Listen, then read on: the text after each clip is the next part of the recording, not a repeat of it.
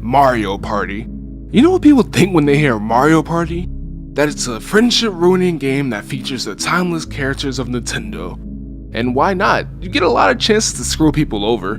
RNG can bend you over backwards, and of course people can get salty if they lose in the minigames, and there's always that one person who clearly plays the game a lot more than anyone else, and god damn it, can someone please tell me how to button mash faster?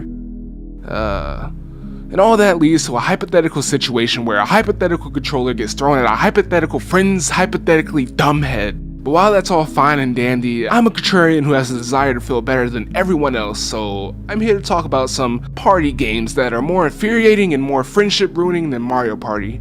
And by some, I mean two, because while I may be a contrarian, I'm also kind of lazy.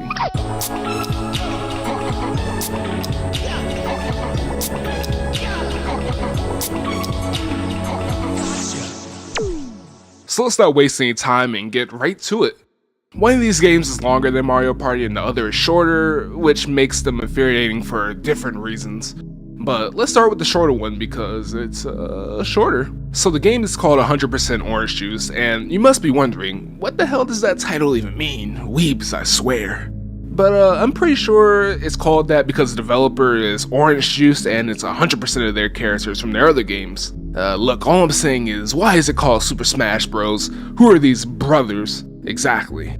Unless there's another reason for the name, then fuck me, I guess. But enough of that, what does it play like? Well, it's a goal-oriented board game, which means that when you start the game, each player picks a goal, either beat a certain amount of enemies or collect a certain amount of stars. When you complete it, you get a new objective, and you repeat that until you get 5 goals, which means you win. Simple, right? And in fact, the game only takes around 30 minutes or so, shorter than a particularly grating match of Dota. But, you know, there's more than meets the eye, so let's break it down. First of all, you pick a character, and already shit is threatening to go down. You see, each character is unique in the sense that they have different stats and a unique unit card, hyper card, and a starting deck.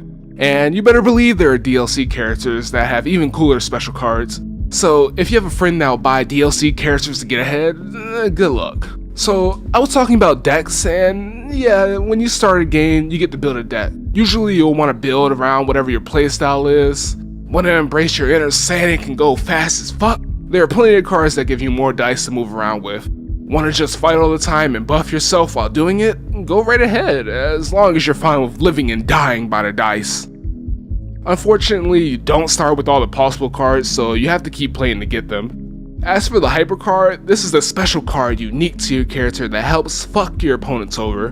Whether it be setting traps to blow people up, or literally just lining everyone up and fighting each and every one of them. Now for the actual playing of the game, you just have to fulfill your goals, whether it be winning a certain amount of battles or getting a certain amount of stars like I said before. You get those finished by heading to one of the 4 homes. Beyond that, you just roll and move on the board, land on a space or land on each other for better or for worse. Lose stars, gain stars, get cards, lose cards, fight battles, fight each other, and because things move so quick, things can happen to you and you wouldn't even have the time to process it.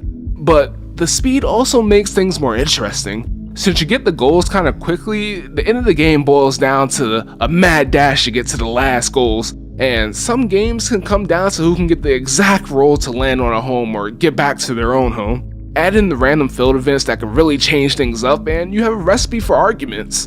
And since you can play a couple of games back to back really quickly, that salt just builds up, especially if you keep losing, and it's really easy to lose.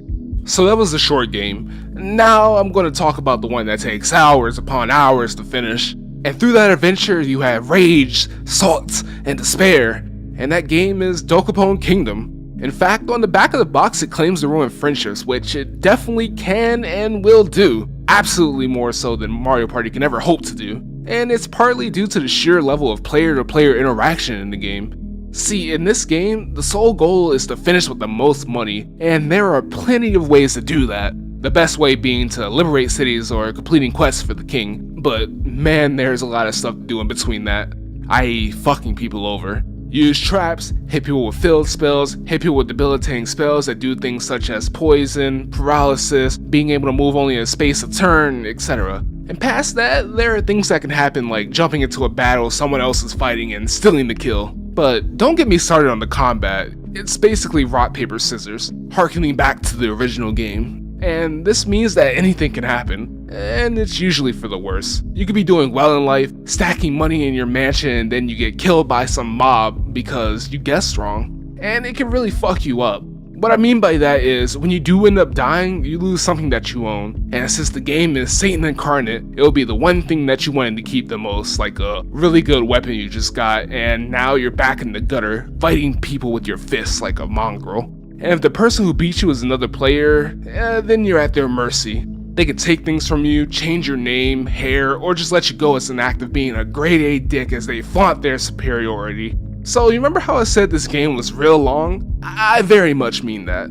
This game could take upwards of 30 hours or so if you're doing the story mode, and in that time you can go through many emotions, and half of them all revolve around rage. Because there really isn't anything more demoralizing than getting your shit pushed in and watching your town get taken away from you and someone else taking it just by being the first person to show up. And what no one will tell you is that turns can feel kinda slow and you'll be anxiously waiting for it to be your turn again. On the flip side of this though, it lets you stew in your own misery for a while you wait and hate everything because you know there's nothing immediate you can do to bring yourself out of this hole. But if you persevere, there's always a chance to come back, and that tends to feel really good. Though it will take a lot of patience to get back up, as things will feel slow.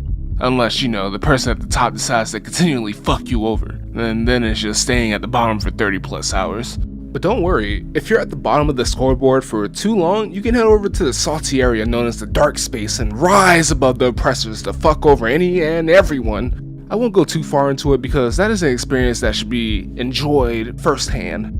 I will say though, it's like taking the ankle weights off of yourself, except the weight is poverty and despair. And really, all this is just the tip of the iceberg, the really annoying iceberg. I didn't even go into things such as classes, items, broken combos. For example, there's this really great class that can only be gained by gambling at the casino, and if you get it and are a little lucky, you can almost never die again. Or the class that lets you fuck off and hang around one of your castles and win the game because you can just farm money while everyone else is trying to progress the story like idiots. So if this does interest you, I'd recommend getting some friends together and trying it out because honestly, it doesn't take that long for people to start feeling the salt. So that's gonna be it for this video. Are there games you feel are more infuriating than Mario Party? Do you disagree with my list? Let me know in the comments and stick around because we try to do a video here every week, all of about the same quality, more or less. I'll see you next time.